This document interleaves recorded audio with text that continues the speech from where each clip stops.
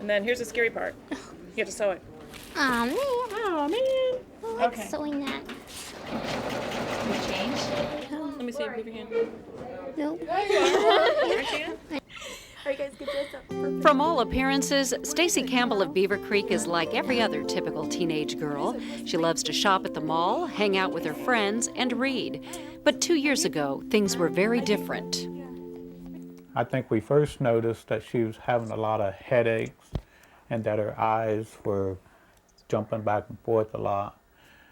And that bothered Mom.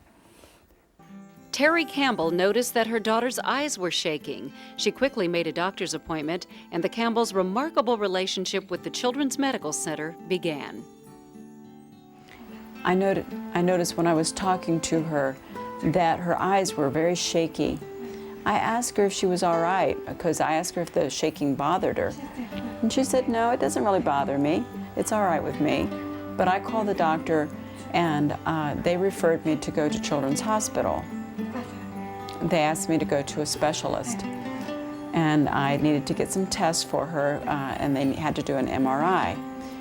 Stacey was quickly referred to pediatric neurosurgeon Lawrence Kleiner at Children's. Dr. Kleiner said,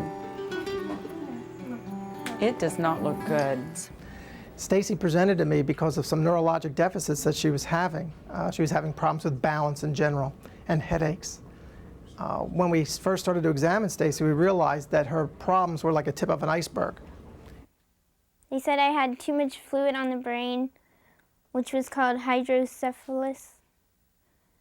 And they said if they didn't get it fixed right away, that I could die from it. That scared us at first, but through all these surgeries, he was telling us possible things that could go wrong. I never dreamed that they would all go wrong. Well, when they first done the first surgery, they thought maybe just clearing the tube to put in, to get the draining, that didn't work.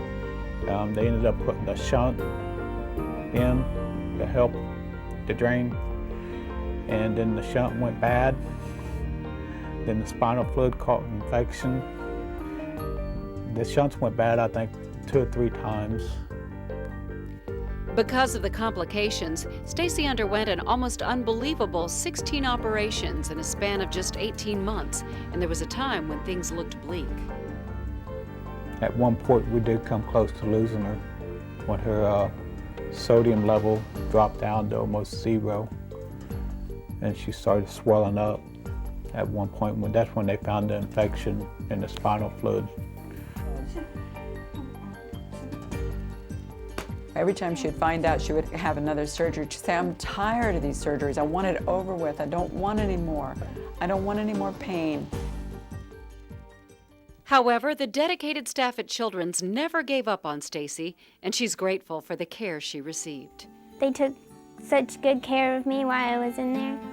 They treated me like I was one of their own. And they were really nice.